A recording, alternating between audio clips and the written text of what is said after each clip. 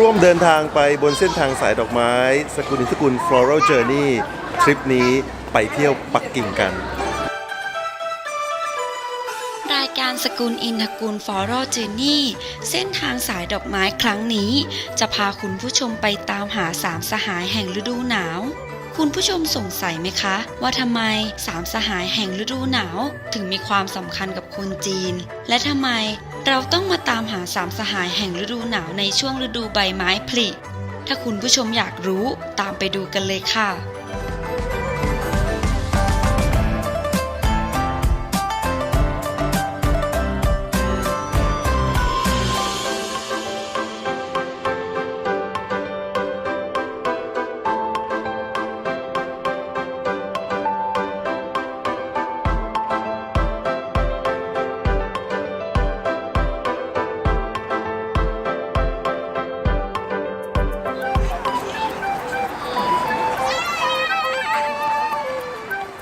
วันนี้เราก็ตื่นกันมาแต่เช้าเลยนะครับอรุณสวัสดิ์ที่เทียนอันเหมินสแควร์ซึ่งนับได้ว่าเป็นจัตุรัสกลางเมืองซึ่งใหญ่ที่สุดในโลกและด้านซ้ายนั้นก็คือเทียนอันเหมินสแควร์นะครับ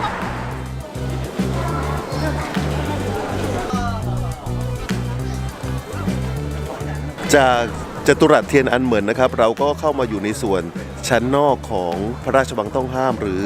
Forbidden City แล้วก็ข้างหลังนั้นนะครับก็คือ Meridian Gate ซึ่งเราจะผ่านเข้าไปสู่ส่วนชั้นกลางและก็ชั้นในของพระราชวังต้องห้ามพระราชวังต้องห้าม Forbidden City ตั้งอยู่ใจกลางกรุงปักกิ่งใกล้กับประตูเทียนอันเหมินสมัยก่อนเคยเป็นพระราชวังที่ประทับของจักรพรรดิในสมัยราชวงศ์หมิงและราชวงศ์ชิงปัจจุบันยังเป็นพิพิธภัณฑ์พระราชวังเป็นเมืองขนาดย่อมเมืองหนึ่งของจักรพรรดิจีนโบราณวันนี้โชคดีนะครับมาเที่ยวพระราชวังต้องห้ามในช่วง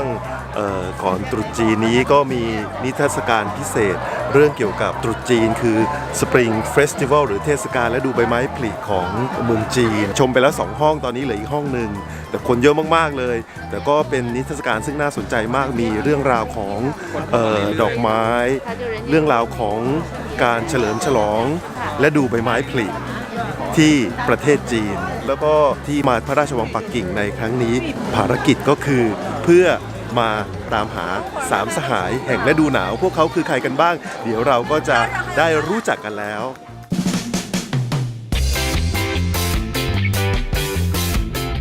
ที่เห็นกระถางทองเหลืองข้างหลังนี้นะครับไม่ใช่กระถางไว้ปลูกต้นไม้ไม่ใช่กระถางไว้ปักธูป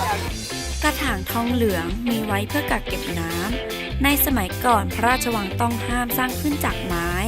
ยังไม่มีสายล่อฟ้าเมื่อถูกฟ้าผ่าทำให้เกิดเพลิงไหม้ได้ง่ายอีกทั้งพระราชวังต้องห้ามมีบริเวณที่กว้างขวางมากทำให้กระถางทองเหลืองขนาดใหญ่ตั้งเรียงรายอยู่ทั่วพระราชวังเมื่อถึงฤดูหนาวขุนนางก็จะนำผ้านวมมาปิดไว้เพื่อไม่ให้น้ำในกระถางทองเหลืองกลายเป็นน้ำแข็งค่ะ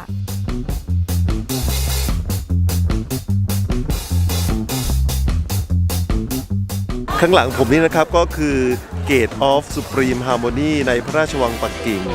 ถ้าเราเดินผ่านเข้าไปแล้วก็จะพบกับท้องพระโรงกลางหรือที่เรียกว่า Hall of Supreme Harmony ซึ่งเป็นสถานที่ซึ่งพระจักรพรรดิใช้เป็นที่ออกขุนนาง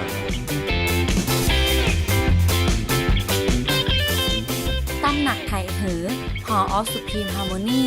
เป็นตำหนักด้านหน้าที่สำคัญที่สุดและใหญ่ที่สุดในพระราชวังต้องห้ามตั้งอยู่บนแท่นหินหยกขาวยกพื้นสูง2 เมตรล้อมรอบด้วยรั้วหินหยกขาวเป็นพระราชฐานชั้นนอกใช้เป็นสถานที่ฮ่องเต้ออกว่าราชการแผ่นดินรับการเข้าเฝ้าจากขุนนางขุนศึกต้อนรับแขกบ้านแขกเมืองมีพระราชบัลลังก์มังกรใช้เป็นที่ประกอบพิธีราชาภิเษกอีกด้วยค่ะ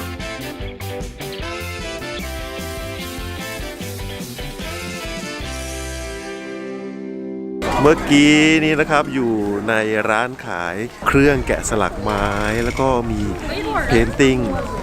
ซึ่งในเพนติ้งนั้นก็เล่าเรื่องเกี่ยวกับเทศกาลและดูใบไม้ผลิก็เป็นช่วงตรุษจีนในรูปนั้นนะครับก็จะมีไผ่นะครับมีต้นสนมีสน แล้วก็มีดอกเหมยซึ่งคือเหมยหวาก็คือดอกทอนั่นเอง นอกจากนั้นนะครับก็ยังมีเห็ดหลินจือนอกจากนั้นก็ยังมีอีกอย่างหนึ่งนะครับก็คือนาซิสซัสหรือที่เราเรียกว่าแดฟโฟดิลซึ่งเป็นสัญลักษณ์ของฤดูใบไม้ผลิสัญลักษณ์มงคลทั้งหมดก็ถูกจัดอยู่ในแจกันที่สวยงามมากทีเดียว อันนี้ก็เป็นเรื่องราวของฤดูใบไม้ผลิแล้วก็ความเป็นมงคลของคนจีนจัดอยู่ในแจกันอย่างสวยงามจริงๆ และที่เป็นไม้มงคลทั้ง 5 ชนิดนี้ เพราะว่าต้นไผ่ตามความเชื่อของชาวจีนหมายถึง ความจงรักภักดี ความอ่อนน้อมถ่อมตน เป็นสัญลักษณ์ของความเป็นสิริมงคลและสงบสุข ต้นสนหมายถึงการยืนหยัดไม่ยอมแพ้ เป็นสัญลักษณ์ของความมีอายุยืนยาว ดอกเหมยหมายถึงความมุมานะบากบั่น เป็นสัญลักษณ์ของความเจริญก้าวหน้า ดอกซุยเซียหรือนาซิสซัสหมายถึงเกียรติยศ ความกล้าหาญ เป็นสัญลักษณ์ของความหวัง เห็ดหลินจือหมายถึงการมีอายุมั่นขวัญยืน เป็นสัญลักษณ์แห่งชีวิตและโชคลาภ ทั้ง 5 ชนิดนี้จึงเป็นไม้มงคลและเป็นสัญลักษณ์ในช่วงเทศกาลตรุษจีนค่ะ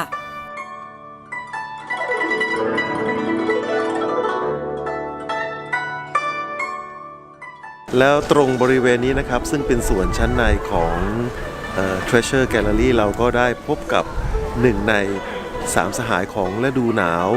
คนแรกซึ่งเราได้พบในพระราชวังต้องห้ามของปักกิ่งก็คือต้นสนที่อยู่ทางด้านหลังนี่เอง และหนึ่งใน3สหายแรกที่เราตามหาก็คือต้นสนนั่นเองค่ะ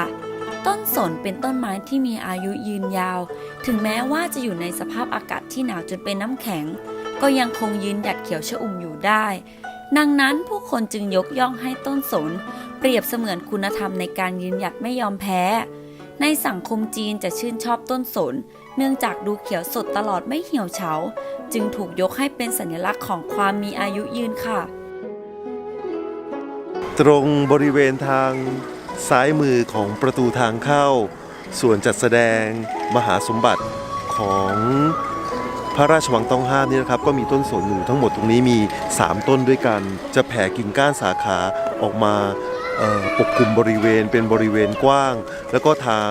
Palace Museum เขาก็ได้เอาไม้เนี่ยนะครับมาทำเป็นค้ำยันเพื่อรองรับไม่ให้กิ่งของสนซึ่งมีอายุเก่าแก่เนี่ย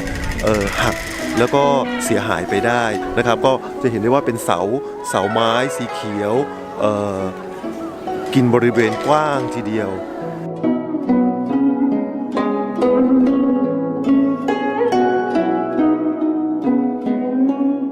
ตอนนี้เราก็ได้ออกจาก Forbidden City แล้วก็ที่พระราชวังต้องห้ามแห่งนี้เราก็ได้พบกับ1ใน3สหายแห่งฤดูหนาวนั่นก็คือต้นสนเดี๋ยวเราจะไปตามหาอีก2สหายที่เหลือในจุดอื่นๆของปักกิ่งกัน Inside ฮะเขาบอกว่าเลยไปทางนู้น สงสัยว่าเราคงจะได้มาถึงแค่ปากประตูทางเข้าวัดลามาเดี๋ยววันหลังเราค่อยมาใหม่เพราะว่าคิวยาวมากคนแน่นมาก